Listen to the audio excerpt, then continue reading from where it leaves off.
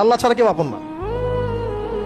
আল্লাহ ছাড়া আপন কেউ না, আর আল্লাহ ছাড়া সত্যিকার অর্থে আপনাকে আমাকে ভালো কেউ বাসে না। শুধু আল্লাহ আপনাকে ভালোবাসেন। এটা আপনারা হারে হারে উপলব্ধি করবেন যত দিন যাবে ইনশাআল্লাহ।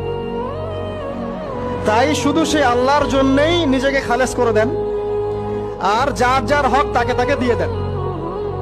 দুনিয়াতে শান্তিতে থাকার ফিলোসফি বলছি, philosophy of happiness in this হায়াতুদ দুনিয়া, সেটা হচ্ছে যার যার হক তাকে তাকে দিয়ে দেন, নিজের হক আল্লাহর কাছে চেয়ে নেন।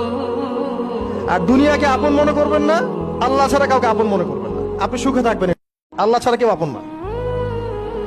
আল্লাহ ছাড়া আপন কেউ না, আর আল্লাহ ছাড়া সত্যিকার অর্থে আপনাকে আমাকে ভালো কেউ বাসে না। শুধু আল্লাহ আপনাকে ভালোবাসেন।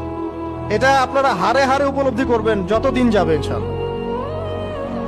তাই শুধু সেই আল্লাহর জন্যই নিজেকে